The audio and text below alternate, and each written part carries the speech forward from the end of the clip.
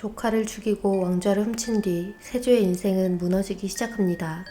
작은 종기 하나가 곧 온몸으로 번졌고 살이 파고들 정도로 긁어낸 자리에서는 고름과 피가 뒤섞여 흘러내렸습니다. 옷은 피부에 들러붙었고 떼어낼 때마다 살이 함께 뜯겨 나갔죠. 그는 단 한순간도 편하게 숨쉴 수 없었고 왕의 자리에 앉아 겨우 버티고 있는 상태였습니다. 그리고 이 고통 속에서 세조는 몸이 아니라 자신의 삶 자체를 하나씩 잃기 시작합니다. 가장 소중한 것들, 그리고 자신이 쌓아 올린 모든 것까지. 이번 이야기에서는 왕이 된 이후 세조에게 실제로 벌어진 일들, 죽지 못한 채 고통 속에서 이어진 그의 마지막 삶을 들여다보겠습니다.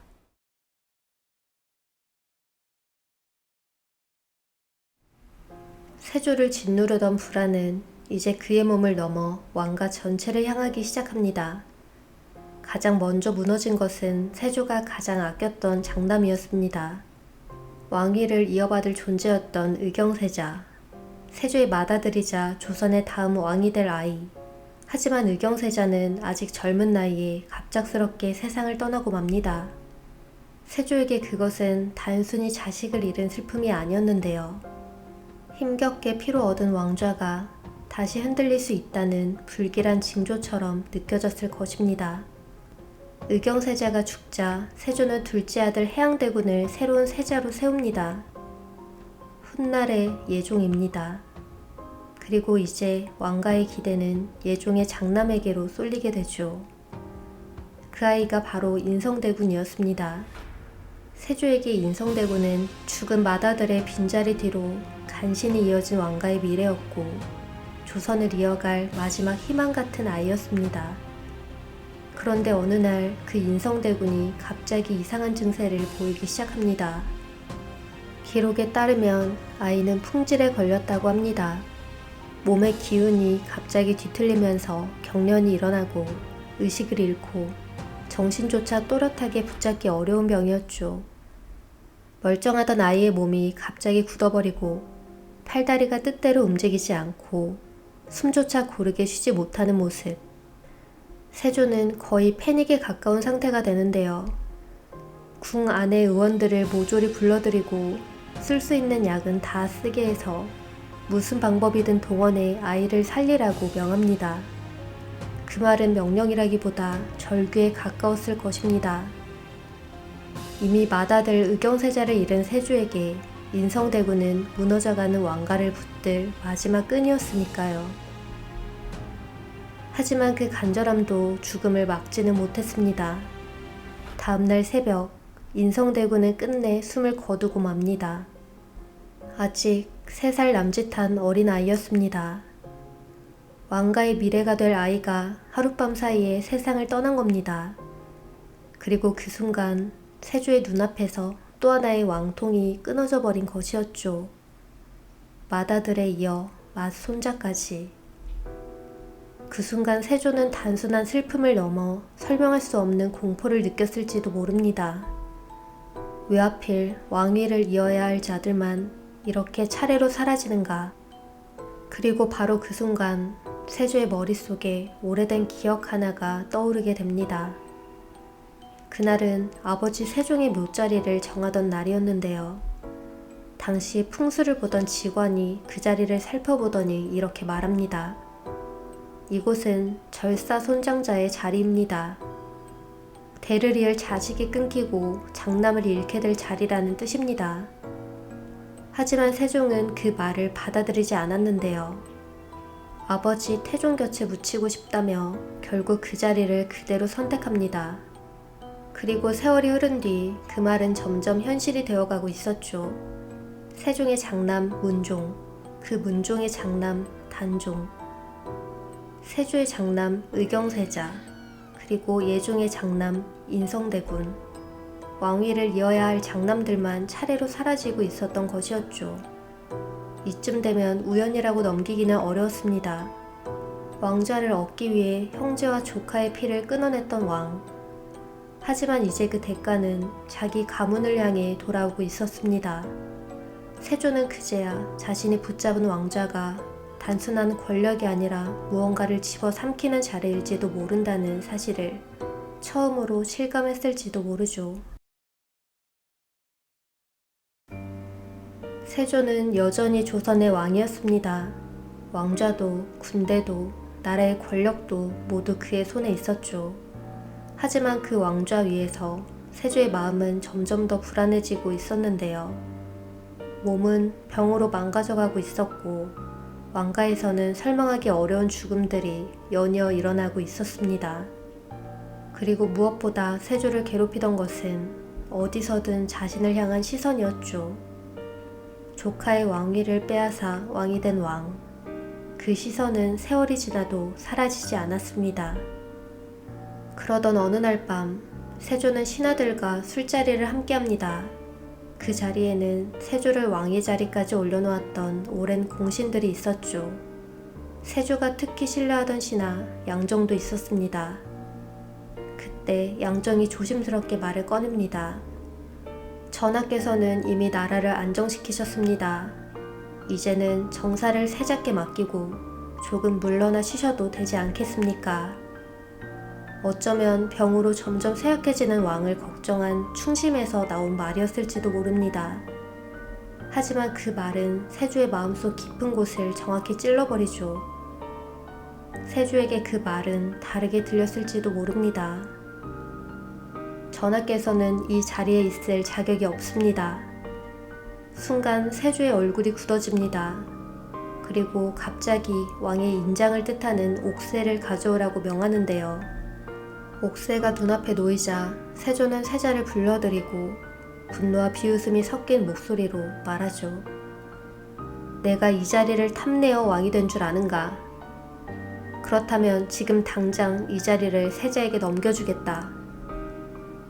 세조는 옥새를 집어들며 세자에게 건네줄 듯이 내밀며 왕위를 내놓겠다는 듯 말합니다. 마치 자신의 왕좌를 누구에게 증명하려는 사람처럼요. 세조의 마음 깊은 곳에는 아마도 같은 질문이 계속 남아 있었을지도 모릅니다. 내가 정말 이 자리에 있을 자격이 있는가? 그날 밤 세조의 분노는 왕의 위험이라기보다 자신의 왕좌를 끝없이 의심해야 했던 한 인간의 자격지심에 가까웠습니다. 그리고 그 자격지심은 결국 비극으로 이어지게 되죠. 다음날 세조는 양정을 체포하라고 명합니다.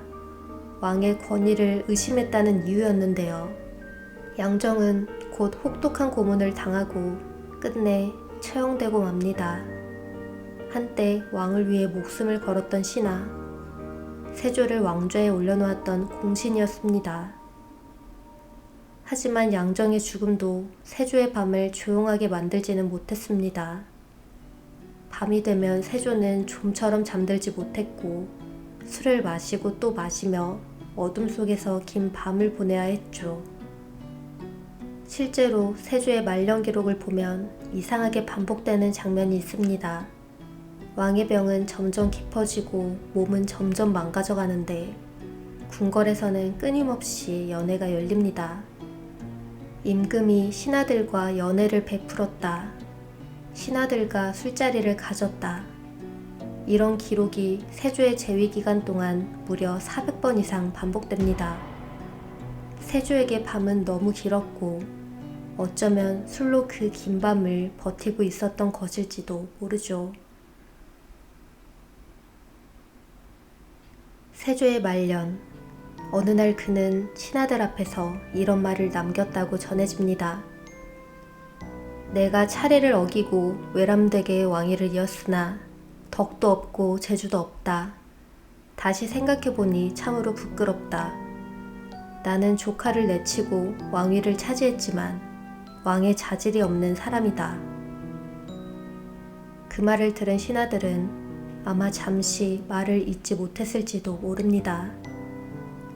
왕좌를 차지하기 위해 그렇게 많은 피를 흘렸던 사람, 그 왕이 이제 와서 자신은 왕의 자질이 없는 사람이라고 말하고 있었기 때문입니다. 정말로 뒤늦은 후회였을까요? 아니면 병으로 망가진 몸과 다가오는 죽음 앞에서 처음으로 자신이 저지른 일들이 하나씩 떠오르기 시작했던 걸까요? 어쩌면 그날의 세조는 왕이 아니라 자신의 선택을 처음으로 되돌아보고 있는 한 늙은 인간이었을지도 모릅니다. 그 무렵 세조의 몸은 이미 크게 망가져 있었습니다. 죽음의 그림자가 점점 가까워지던 그 무렵, 세조는 뜻밖의 명령을 내립니다. 궁으로 누군가를 불러들이라는 명이었는데요. 그들은 단종의 친누나 경혜공주와 그의 자식들이었습니다. 그녀의 삶 역시 세조의 손에 의해 철저히 무너진 사람이었죠. 오래전 경혜공주의 남편 정종은 단종을 다시 왕으로 세우려 했다는 이유로 처형됩니다. 그리고 그 순간부터 경혜공주의 삶은 완전히 무너져 내렸죠. 남편은 죽고 그녀와 어린 자식들은 왕가의 피를 이어받았음에도 하루아침에 노비 신분으로 떨어집니다. 왕의 조카들이 노비가 된 것인데요. 그리고 그 비극을 만든 사람이 바로 세조였습니다. 하지만 이제서야 세조는 노비가 되어 살아가던 조카의 자식들을 다시 왕궁으로 데려오라고 명한 겁니다. 그리고 그들을 자신의 곁에서 돌보게 하죠. 어쩌면 죽음을 앞둔 사람이 자신의 죄를 조금이라도 덜어보려 했던 마지막 몸부림이었을지도 모릅니다. 얼마 지나지 않아 세조는 왕위에서 물러납니다. 그리고 왕좌에서 내려온 지 단 하루 만에 그는 숨을 거두게 됩니다. 마치 그 마지막 순간을 기다리고 있었다는 듯. 세조는 왕위에 오른 뒤 13년 동안 조선을 다스렸습니다. 수많은 사람들이 그의 왕좌 아래에서 목숨을 잃었습니다. 13년 동안 피로 지켜낸 왕좌의 끝. 그 마지막에 남은 것은 자신의 손으로 노비가 되어 살아가던 조카와 그녀의 아이들을 다시 품어주는 것이었죠. 그것이 뒤늦은 참회였는지 아니면 죽음을 앞둔 한 남자의 두려움에서 나온 후회였는지 우리는 알 수 없습니다. 다만 분명한 것은 그렇게 많은 피를 흘리며 지켜낸 왕좌의 끝에 남은 것은 피떡이 된 육신과 그리고 어느 쪽이든 이미 늦어버린 후회뿐이었다는 사실입니다.